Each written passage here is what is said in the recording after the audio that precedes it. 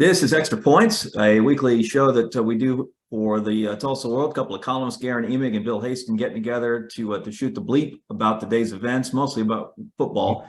High school football will be a topic, I promise, before we get done, because we are in around week 2 of the playoffs, and everyone's playing. The teams that had buys no longer do, and so we'll get to some of that. Probably heavy on 6A, but Bill, this being Bedlam week, I think we're under contract obligation to at least give 15-20 minutes to the Sooners and the Cowboys, despite the fact that this is by far the least anticipated Bedlam game since 2014.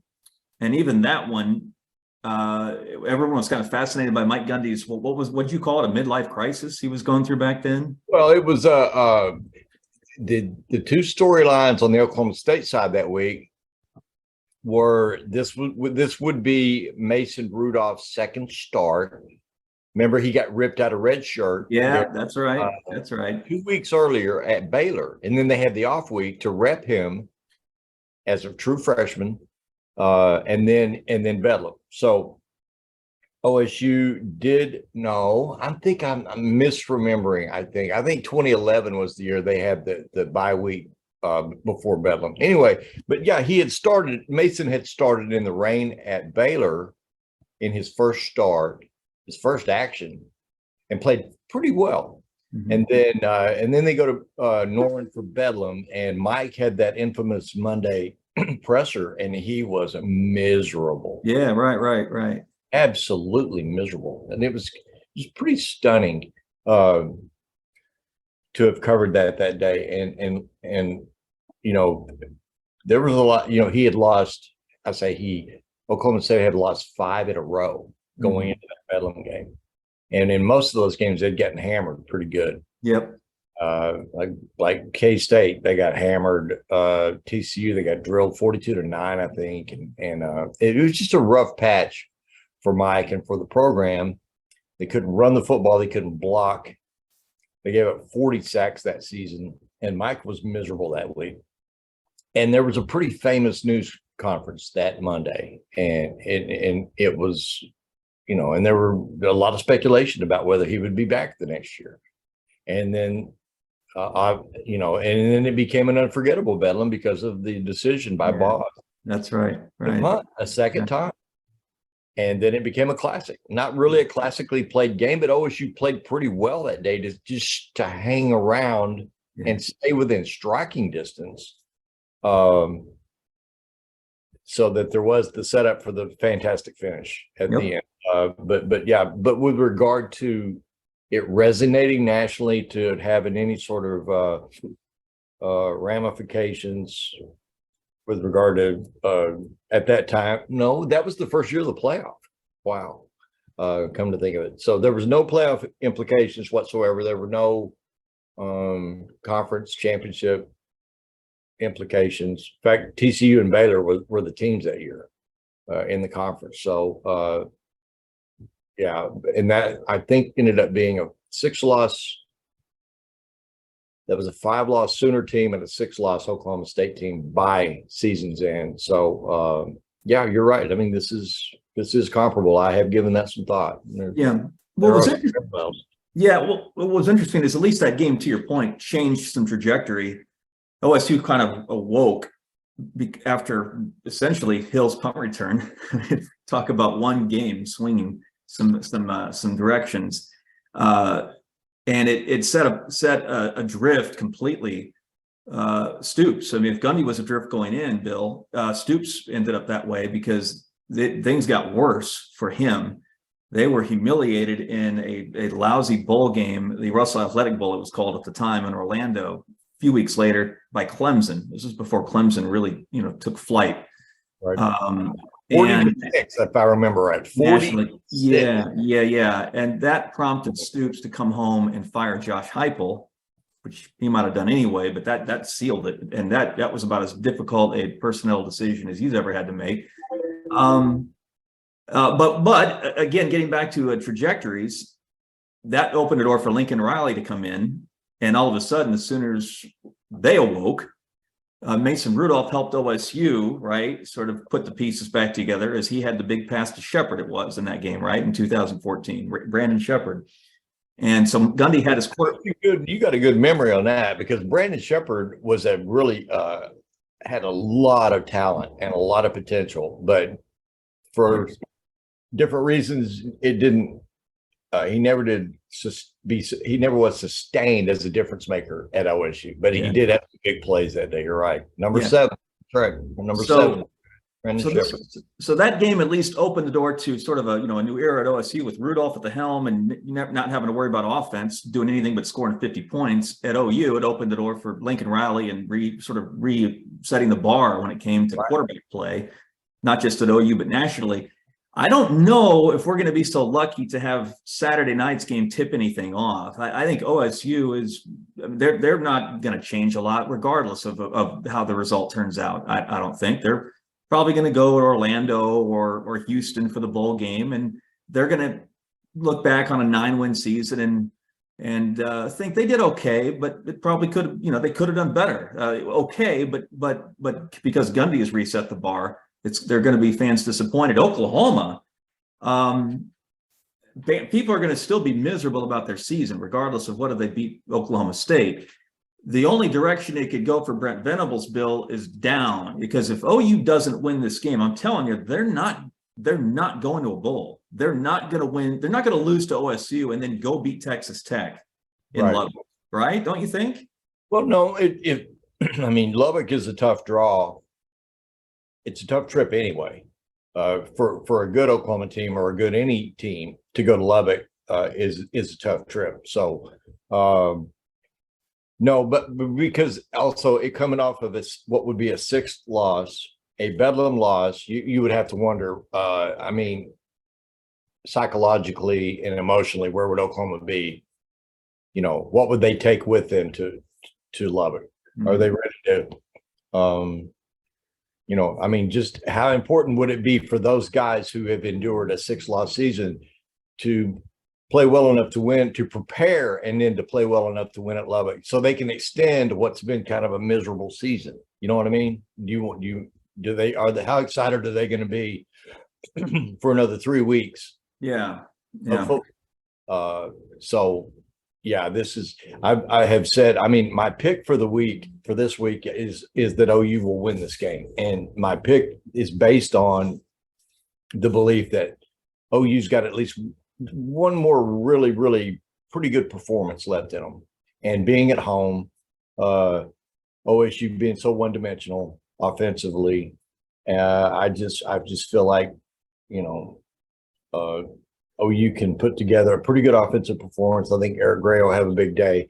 Mm-hmm. Maybe OU has to slow down on the turnovers, cut that way back, have a be on the plus side on turnovers.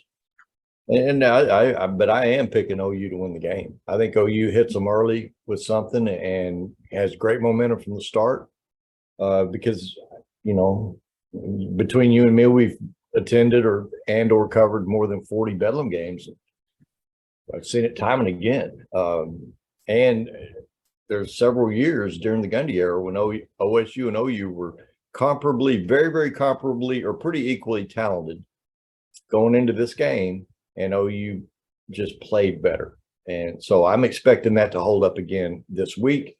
But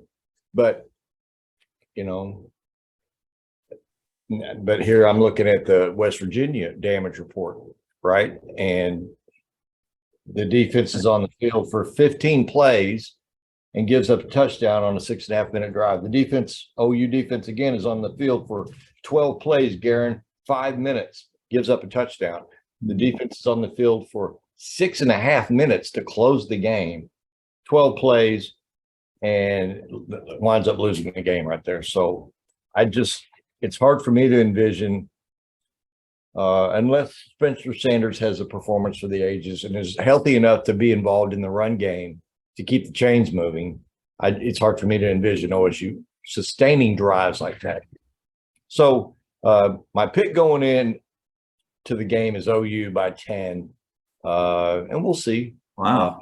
But it's it's always been the theater of the unexpected, and But a lot of the times the unexpected is that OU plays really, really well and overwhelms a comparably talented Oklahoma State team. Yeah, I think you hit on the key, and you mentioned his name. It's Eric Gray. He's been the guy in the offense. And how weird is it to say of a running back at Oklahoma, not a quarterback for a change or a receiver? And he's liable to run for 200 against OSU's defense, because I think the Sooners are going to feed him. Temperatures, it's going to be in the 30s. This is not a night for Dillon Gabriel to go out and throw 40 passes. Right. Anything you can do to keep you from making mistakes and keep the clock moving, if you're Brent Venables, that sounds like a really lousy way to put it, but I don't know how else to say it. If you don't trust Oklahoma to not hurt themselves at this point, because they do it every week. Well, if you shorten the game, there's few opportunities for self-inflicted damage. So give it to Eric Gray 30, 35 times. See if he can't get to 200, outrush OSU by 200 at least, because the Cowboys aren't going to run the ball except if Sanders helps, to your point. Right. And then you win the game that way. But Bill, man, I'm telling you, if there's one thing I know OSU has an advantage in Saturday night, it's close game moxie. I think they've overachieved a little bit to get where they are, honestly, this season. And a lot of that is due to their ability to pull out games that were tipped either way going into the fourth quarter. And if this game is close, and I get the feeling it will be, I think it's almost inevitable that it will be. I just don't trust Oklahoma to do enough to win that kind of game, because they do the opposite of OSU in close games. They don't make any plays. They don't man up and make a block or do something instinctual on defense to help stop a drive and win a game. They just don't have that in them, I don't think, and therefore I can't pick them to win this game. But I wonder about Oklahoma State too, though. If the TCU outcome, if the Kansas State disaster and the Kansas loss, if that might have knocked some of that close game mojo right out of them, you know what I mean? Although I guess technically the other day was kind of a close game for sure, and they found a way. Right. But that was. I mean, the key for OSU obviously is the ability for Spencer Sanders to be involved in a complete way. Whether it's an ability or a willingness, I think there's a willingness for sure. I mean, if he's out there, he'll kind of try to do everything he typically does. Right. I did see there was a busted play the other day, and he didn't try to be a hero with it. He went down. He slid and got down, and so I think you'll see more of that this week because it's so obviously critically important for him to be on the field. Even honestly, a 50% Sanders is the best option for Oklahoma State at quarterback. So, I mean, a Sanders who's able to give them 70 or 80 rush yards. Because when he picks his spots and hits that yardage, it could be in, he'll trot in the end zone, or he'll get him a massively important conversion. Right. So if he's able to, they're just, instead of so many of the bedlams we've covered, though, focused on strength versus strength. And now you handicap the game on, weakness versus weakness. This one you do. Yeah. Right. Yeah. OU's what was OU 1 of 13 on third down the other day, third and fourth down combined. Right. 1 of 13. Good. Yeah. That's embarrassing. I'm in West Virginia. Okay. West Virginia converted 11 times on do or die plays. Right. Mm-hmm. So can Oklahoma State stay on the field and convert time and again with a run game? It's just been, other than the quarterback run game, it's just been a bust, a massive. Yep. And you're asking Casey Dunn to be a little bit more imaginative, probably to help work around the run game. We'll see if that's the case. With regard to head coaching, one thing I want to ask you, the angst, it seems to be an annual thing over Mike-Gundy against Oklahoma, right? Every year you talk about Gundy's track record in the series. And I wonder if this is the year where it shouldn't be amplified because of partially because of the way the Cowboys pulled last year's game out. And I mean, you can say what you want about, well, it was the dudes on the field. It was, Colin Oliver, Spencer Sanders, Brennan-Presley's return. They were the ones that made the plays. It had to be Mike-Gundy. Well, he was still the head coach of the winning team, right? So the record did improve. But what about this? What about the angst over Brent Venables on the other side of the ledger this year, canceling out any of the history that Gundy has endured? Maybe that's the way to look at this. Right. I'm still, Brent has dropped some pretty thinly veiled references to culture, the current culture in the program. And when you make comments like, I'm paraphrasing, but if so-and-so, he hasn't specified any one player or group of players, but when he starts talking about, if you don't like it, leave kind of comments, that is a statement that there's a culture issue right now with that collection of human beings. Mm-hmm. But it all kind of filters back to Brent. It just does. And I think that anybody who's fair about it is going to, I've read and seen some stuff on social media about Brent that's just unbelievable and ridiculous, just ridiculous. And like I say, I think I've said it here with you last week, is the time to start measuring Brent is about this time next year. Mm-hmm. That's when we'll know for sure.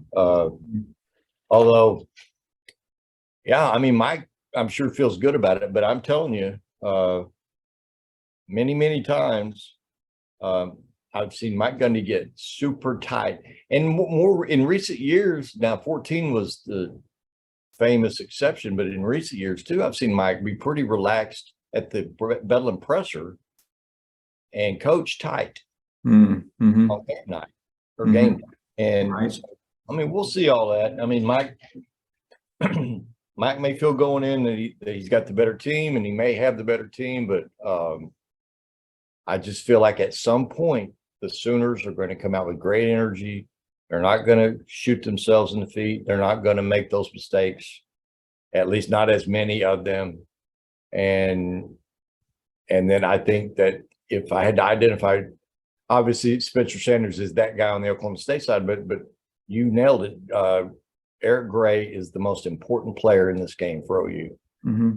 Not simply for yardage and touchdown reasons, but for shortening the game reasons and ball control. So I know Brent's miserable, and would a Bedlam home win over a 3-loss Oklahoma State team salvage the season by OU's and the way OU measures success? Right. No. Right. I don't think nobody would say, yeah, this ended up being a pretty good year because of that.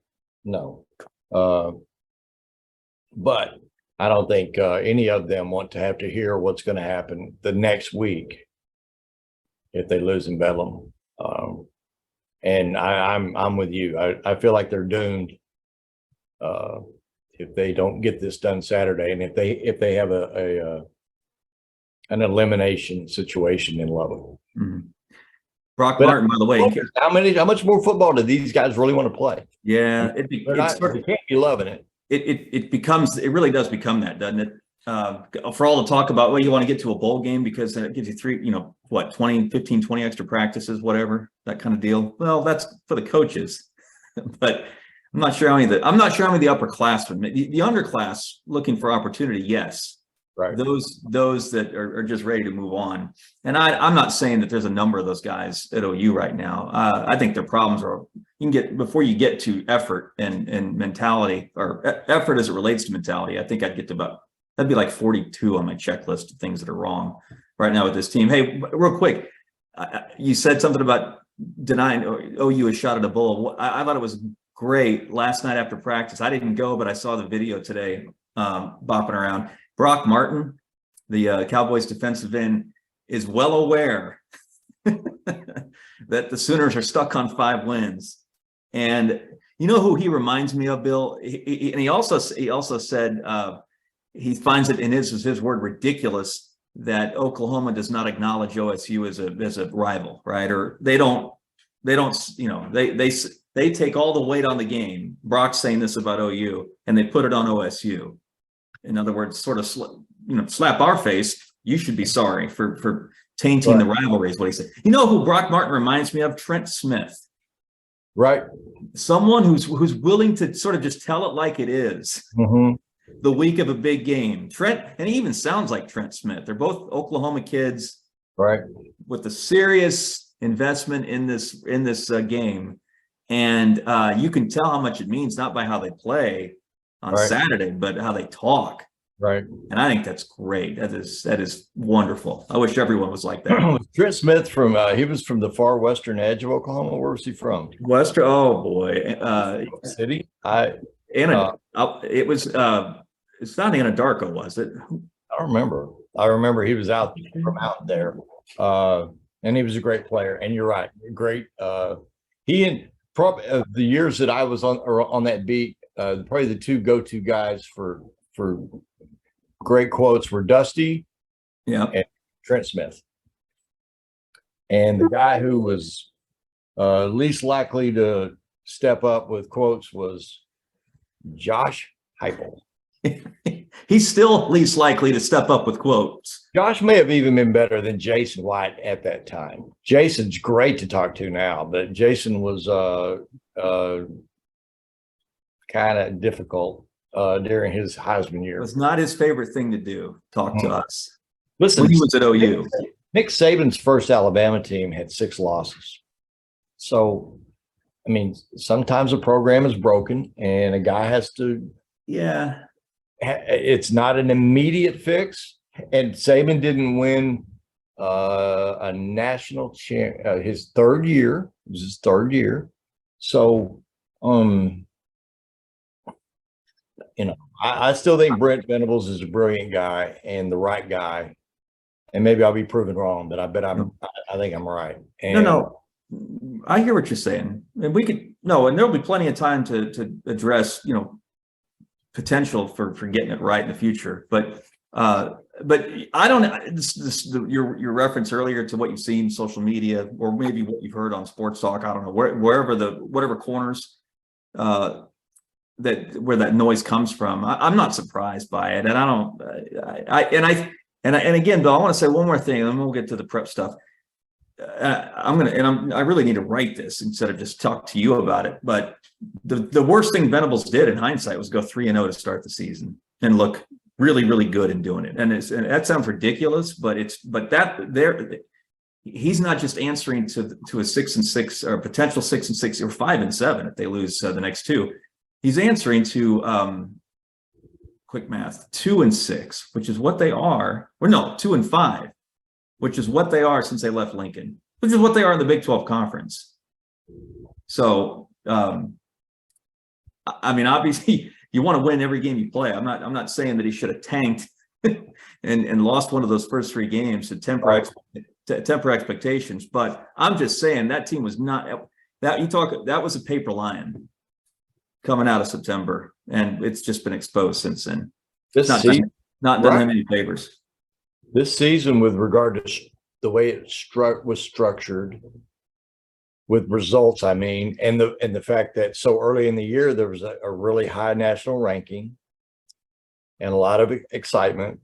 This season's just like Schnellenberger's season. Yeah, Howard was 3-0, 10th in the country. Yeah, that's right. Although Howard's hiring was viewed as a what the hell, whereas Brent's was a big happy production. Yeah, and that's something else that I think that is part of the angst, is that people are so excited about this, and the other thing is Schnellenberger was picking up a few of Gary Gibbs' pieces, Whereas there were no pieces in terms of wins and losses left by Lincoln Riley. There were pieces of the roster that were obliterated. But no, yeah, right. But playoff after playoff, Big 12 after Big 12, right? This is a fan base that's just not used to this. All right. You are I'm asking because I saw your plan earlier just today. So you think Jinx has its hands full this week, or are you saying it's just a potential handful to lose at Mustang? Yes. Oh yeah. I would even say it's I mean, it's not a toss-up because I expect Jinx to win. I just think it's going to be very tough. And Mustang played Jinx within 7 points in last year's semifinal, and the forecast in Mustang is going to be it's worse than it is for here with regard to the wind, and the temperature is going to be a little colder, and the wind's supposed to be a real factor. The community of Mustang is like, super wired for this game, like really fired up for this game. So it's going to be a decided home field advantage for Mustang. I spoke for a long time a couple of days ago with the head coach at Mustang, Lee-Blankenship, who was one of 3 Blankenship family members in the quarterfinals of the 6A1 tournament. Yeah, that's right. He is Bill's cousin. 36-year-old cousin of Bill Blankenship. So, I mean, Jinx is on a roll, and but I do wonder if the conditions will have such an effect on the passing game that they have to really go heavy run game. And if that's the case, then how is the right shoulder of Jaiden-Carroll, because he went out in the first series? Yeah, we're talking about that, right? Return to the game. So no, it's a great matchup. I'm gonna go to Enid-Bixby, and mostly for the same reason I went to Jinx last week. I wanted to see last week, okay, Jinx coming off of a win for the ages over Bixby, how are you going to look this week? And they look pretty good. They won 68-14.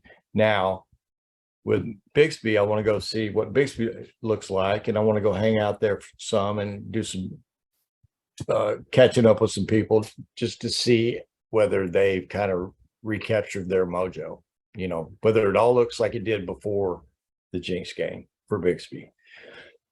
And then, of course, next week, if the favorites advance, you got a Bixby Jinx rematch next week already, from the game of the year to the rematch of the year. Yeah. So, and then on the other side, I don't know what I mean. Owasso is like kind of quietly hot, but Norman North has really got a great passing game. So that's can Owasso control the football and keep it away from Norman North? And that's a tough game for Owasso on the road. And then Union on the other side, I expect to win comfortably over BA and advance. But it was a nice, interesting talk with Lee-Blankenship, though, about the utility of the west side of the state with regard to winning championships. And we talked a lot about facilities. And he said, there's an arms race going on in Tulsa, and it's not happening down here. We're not doing that down here. And I think that the coaches down there would love to have the kind of facilities they have here, but they're just a collective position against spending millions and millions and millions of dollars on, elite football facilities like you see all over the place here. So is that a reflection of commitment, or is that a reflection of healthy priorities?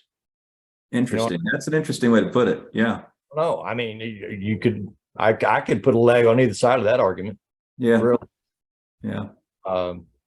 Do I like going to Union and watching a football game? Hell yeah, it's great.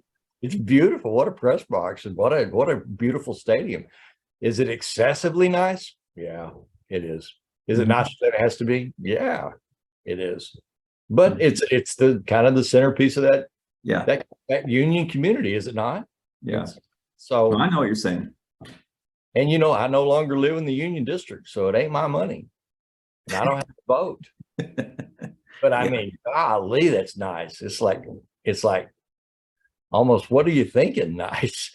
I mean, but Lee-Blankenship, it just kind of seems to feel like they're never gonna in Oklahoma City, they're not gonna get into that. Yeah. To build these amazing weight rooms and these amazing stadium renovations and all that. So, and I say that, and right now somebody in Bixby sitting there with a in a meeting talking about what they're going to do when they get around to doing all that. And I'm of the belief that Bixby will cut no corners when it's time for them to build their new football stuff. And it'll be spectacular. Yeah, well, that's real. No, but your framing of it is fascinating to me, man, because I think if we, from an outsider's perspective, and I'm in that group because I'm not around it like you are, it's organization. It's a commitment to organization that goes on here that doesn't out west when it comes to, again, at least 6A football. Because you talk about coaches who get kids to the program when, about the time they can practically walk, right? And teach them, this is what we're going to teach you now, because this is going to pay off in like 8 years when you're taking your shot at the varsity. That you're going to help us this way, right? It's a system. Your opening, or I guess Lee-Blankenship is opening the idea that it's organization, but it's sort of a choice to organize or a choice to commit. You talk about facilities, but that's kind of what that's a very interesting framing.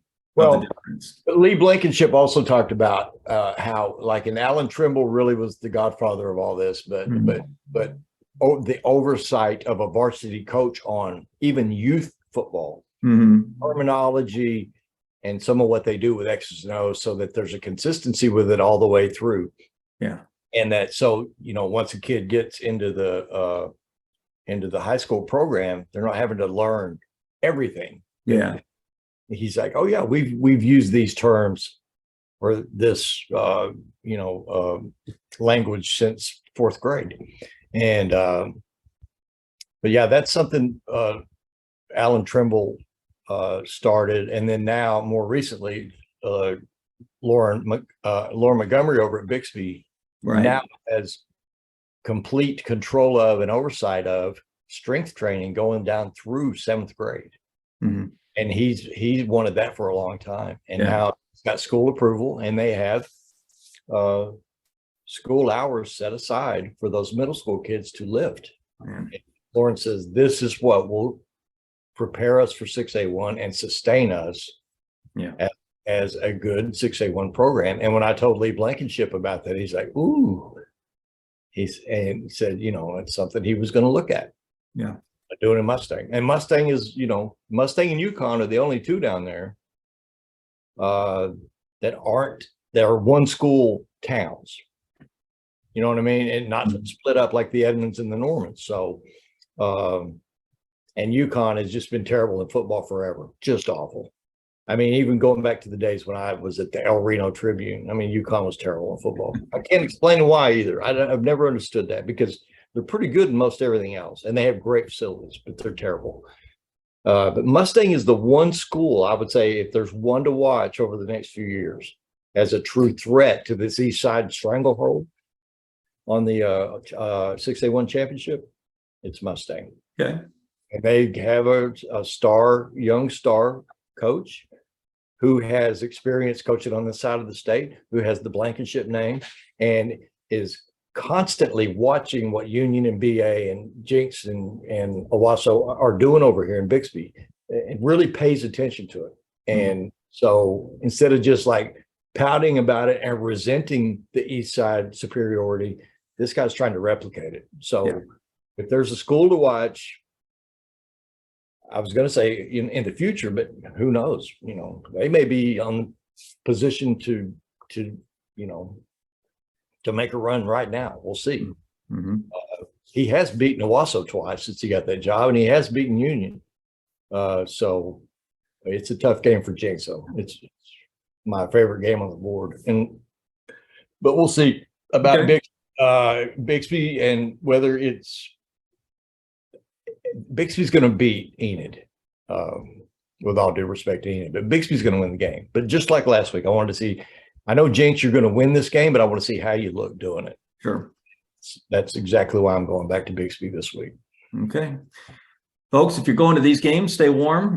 Bring a packet extra thermos, scarf. It's going to be cold for everyone this weekend, high school or college. It'll be our pleasure to bring you the coverage at the Tulsa World. It's our pleasure to bring you this show every week on the Tulsa World. We call it Extra Points. You can download it courtesy of Google, Apple, and Spotify. And you are pointing at me to say? I was pointing. I was just there. I actually heard on one of the local radio shows about why in the world would they have Bedlam in prime time instead of TCU Baylor, right? Yeah. And just a quick stat. This is why. First of all, Bedlam has performed very well on television the last few years. Mm-hmm. Oklahoma State is a very, very solid number 3 with regard to consistent ratings in the Big 12. Mm-hmm. And if you look at Bedlam 21 versus OU Nebraska this year, Bedlam 21 did almost twice the audience size, almost twice that the audience that Fox had for OU Nebraska. So anyway, I meant to mention that earlier, slipped my mind, but is this a diminished Bedlam? Yep. But it's still Bedlam and it still resonates nationally, and that's why you got it in prime time. Yep, it's still compelling. I mean, it's I wish there was more at stake. It's as simple as that, but it's still very compelling. Should be a fun game. All right, you and I will talk about it next week, as well as get ready for the next round of the state playoffs. Folks, thanks for tuning in and listening, watching, and reading, and we'll talk to you soon.